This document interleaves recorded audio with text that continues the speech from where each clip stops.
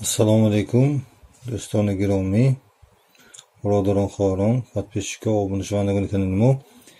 Инак дарси навбатӣ, дарси чорумро аз сармоягузорӣ дар бораи аксиё мегузарем. Дарси навбатӣ мо дарси чорум дар бораи чи аст? Дар бораи аксиё ҳаст. Шаҳр ки дар дарси гузашта дар бораи облигатсиё гузашта будем, ин дарс дар бораи чи? Аксия аст. Аксиё, облигатсиё фарқошон чист? Облигатсиё вақте ки шумо мехаред, шумо соҳиби компания шуда наметавонед. Фақат шумо компания ба шумо як фоизҳои худро чӣ медиҳад. Лекин дар аксия баръакс. Шумо вақте ки аксияи компанияро мехаред, шумо соҳиби компания шуда метавонед. Фарз кардем шумо як қисми аксияро чӣ харидед? Аксияро харидед. Шумо вақте ки 25% аксияи компанияро харидед, шумо соҳиби компания шуда метавонед. Яъне қисми даромади компания ба шумо ҳамроҳ ҳастед. Компания фарз кардем 100% фоида биёрад, 25% фоида албатта аз они чи шумо аст. Фарз кардем шумо компанияи Apple-ро аксияшро харидед, 25%-ашро. Компания чӣ қадаре ки 100% фоида биёрад, албатта 25% компания фоидаи чи шумо аст.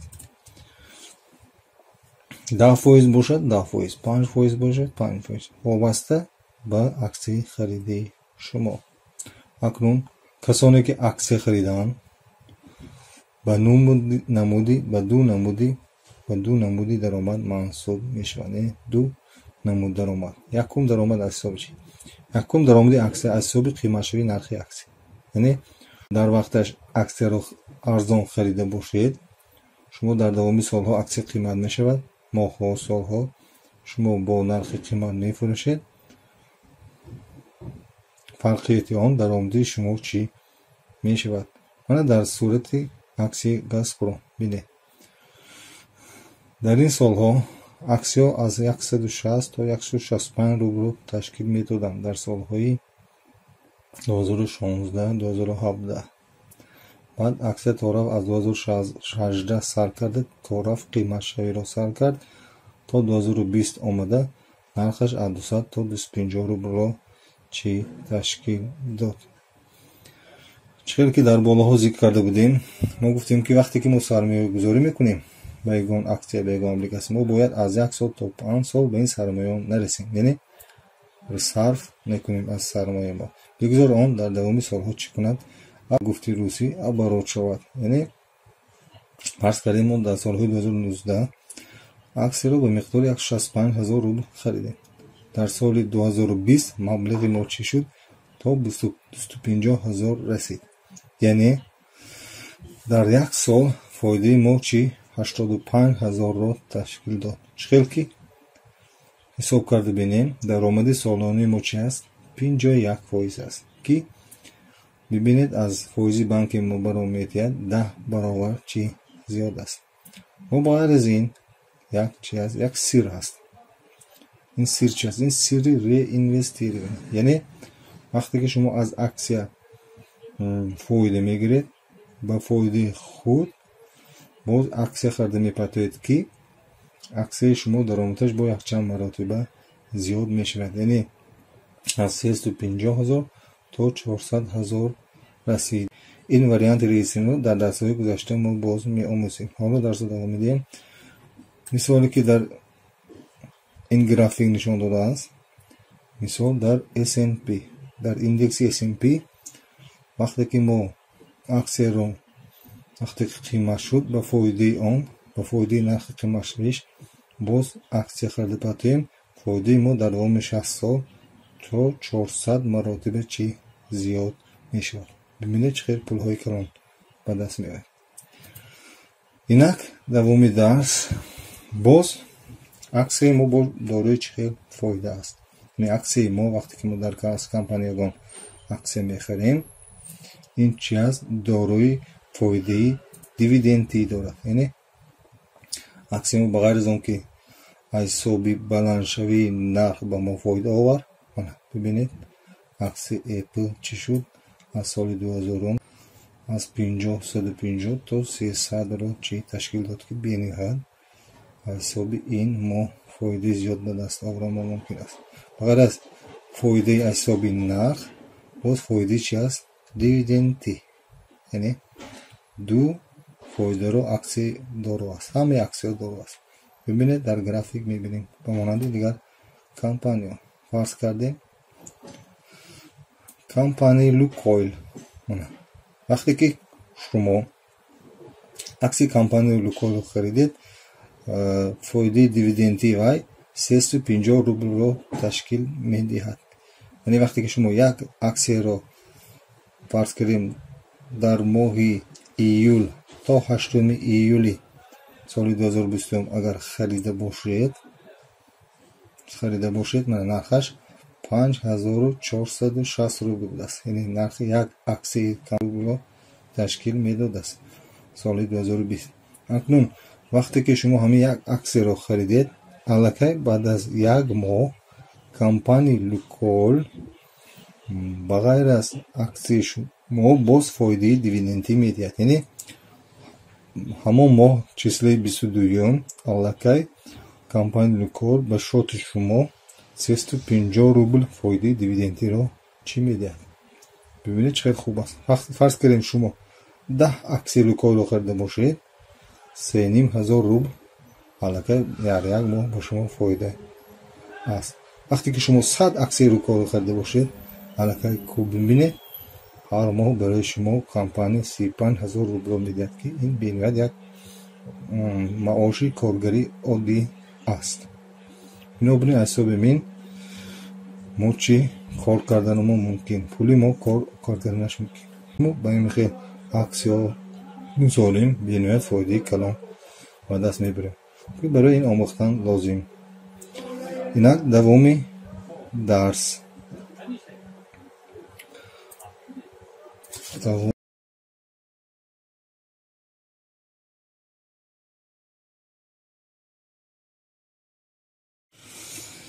اینک مثالی فایده دیویدندی رو در مثالی فرمه گاوها دیده میبریم.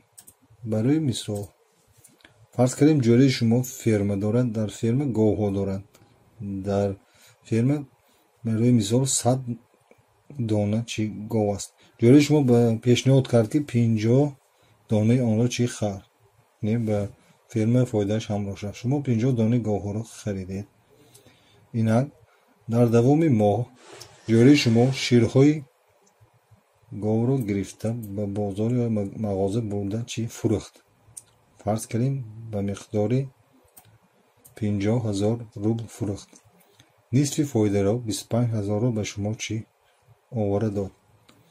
الان همین 25000 فایده از چی است؟ فایده از شیر گاو است. یعنی گاو استادن لیکن گاو برای شما از شیر چی فایده آورد. دیویدندی عکس است. در اینجا عکس گاو است، فایده دیویدندی چی است؟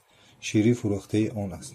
به مثال همین وقتی که گاوها قیمت میگردن در بازار شما اگر همین 50 مقدار گاوی خود رو فروشید شما اجتی قیمت شوی نرخ از گاو فایده میکنید لیکن از چی محروم میشوید؟ شما از فایده دیویدندی یعنی از شیر فایده شما محروم میشوید. یعنی در عکس هم چنین است.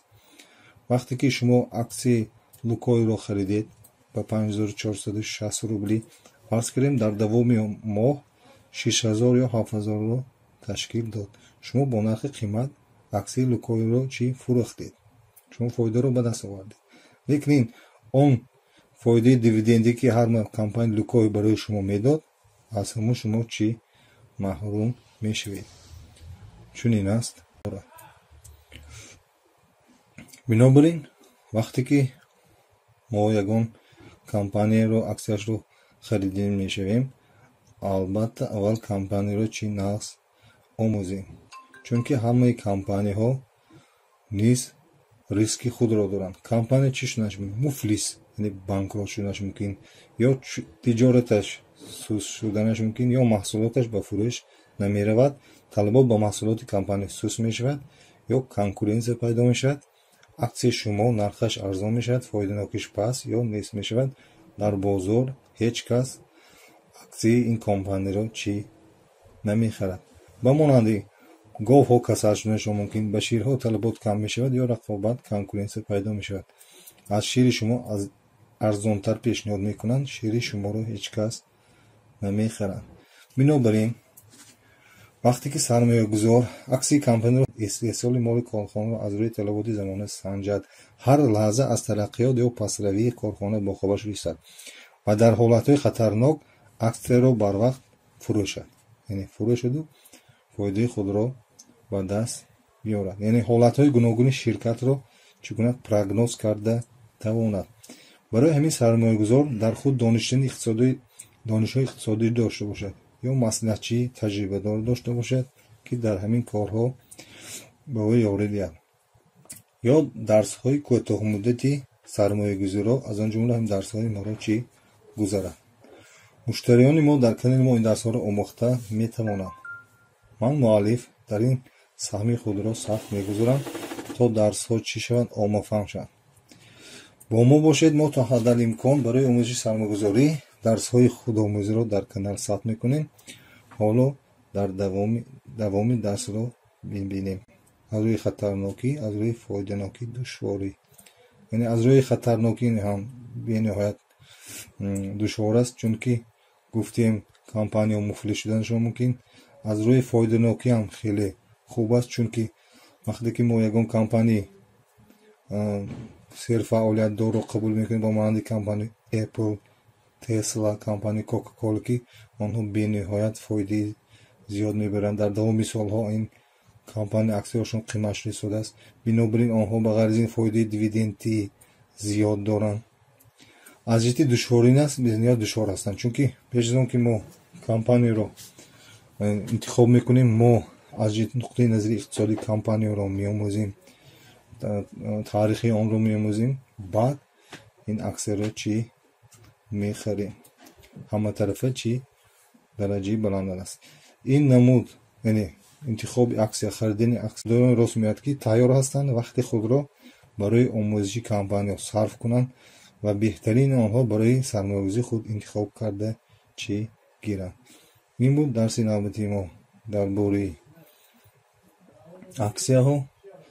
ягон саволу дархостҳои худ бошад, дар зери комментария нависед, албатта мо ба он ҷавоб медиҳем. хайр, то боздид, то дарсҳои